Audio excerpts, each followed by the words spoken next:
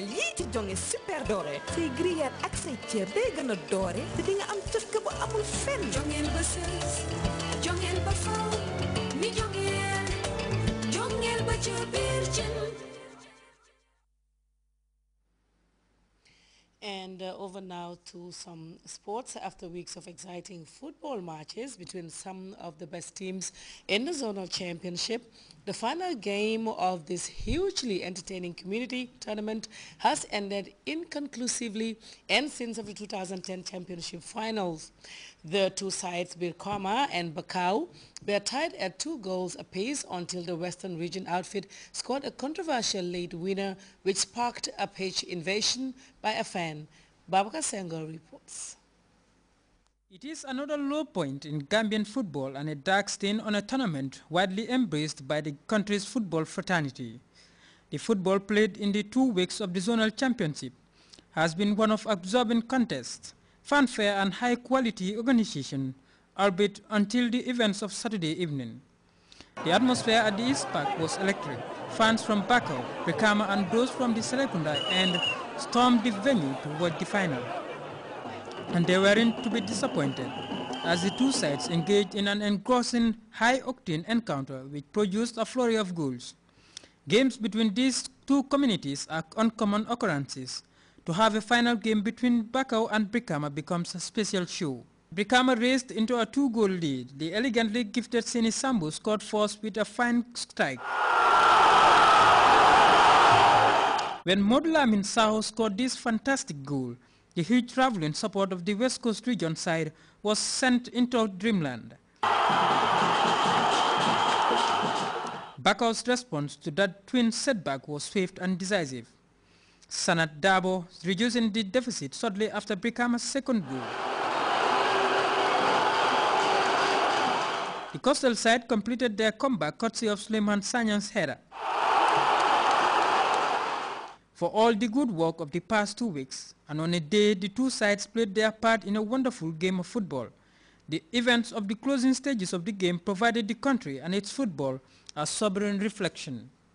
It will be another busy time for organizers and investigators to reach at the bottom of the latest installment of football melee in Gambian football.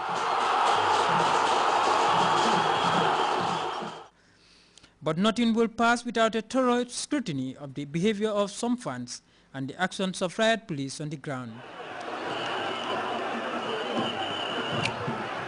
For Grts Sport is Babukar Senghor.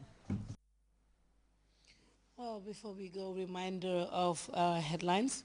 His Excellency, the President of the Republic, has reassigned Dr. Njogu Elba as Minister of Information and Communication Infrastructure, Honorable Balagaba Jahumpa as Minister responsible for National Assembly matters, in addition to his appointment as Minister of Health and Social Welfare, and appointed Mr. Madi Jata as Acting Secretary General and Head of the Civil Service with effect from today, the 24th of December 2012. Church leaders in the Gambia have been reminding their flocks of the significance of the birth of Jesus. This as Christians gear up for the Feast of Christmas. Agriculture Ministry officials have expressed satisfaction with the impact of the first 5-year poverty and food security project on the lives of the beneficiaries. Militants in northern Mali have launched another wave of devastating attacks on Sufi tombs in the historic city of Timbuktu. And rebel fighters have accused the Syrian government of using chemical weapons against its opponents. That brings us to the end of the news. Thank you very much for your time. We'll be back at 2200 hours, inshallah, with more news. Stay tuned in and enjoy the rest of our programs.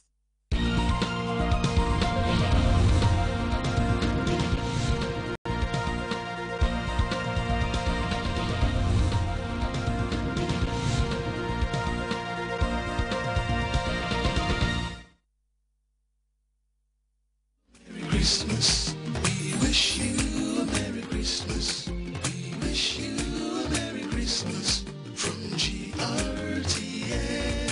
We wish you a Merry Christmas. For to us a child is born, to us a son is given, and the government will be upon his shoulders. And he will be called Wonderful Counselor, Mighty God, Everlasting Father, Prince of Peace. And of the increase of his kingdom and peace there will be no end. He will reign on David's throne and over his kingdom, establishing and upholding it with justice and righteousness from that time on and forever. The zeal of the Lord Almighty will accomplish this. Isaiah chapter 9, verse 6 and verse 7. The words of the prophet Isaiah revealing the word of God as he foretells the birth of the Messiah. At this time, we celebrate the birth of the Messiah, Jesus. From these words, we can see that this child is to be born to a very specific role in life. He is to be a leader. He will establish a kingdom which he will rule with justice and righteousness. In his earthly ministry, Jesus spoke often of the kingdom. The kingdom, a place of justice and righteousness, a place of such value that it is well worth giving everything else in order to find it and hold on to it. A place where all are welcome if they can accept the will of God. A place where each person is of infinite value. A place where the lost can be found. A wonderful place indeed. It is also a wonderful thought to consider that we are all children of God and have each been born as a unique person and each for a unique purpose. After birth, every person is shaped by two things: nature and nurture. These are two issues that are debated over and over again as to which is more powerful. Certainly, we each inherit certain qualities from our parents and our ancestors, particularly our physical characteristics.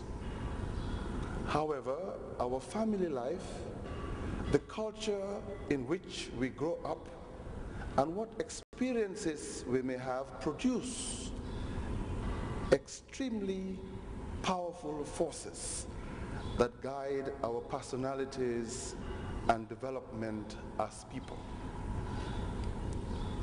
Throughout the world, some cultures impose far stronger guidance on the population than others. This can be beneficial, or it could be a problem. It can benefit by providing some security, but can also produce difficulties for those who do not conform to the norm. Here I refer to characteristics that may not conform, but are not harmful to the wider community. These individuals have to struggle to find the pathway of life that they feel drawn to. We all have to find a path in life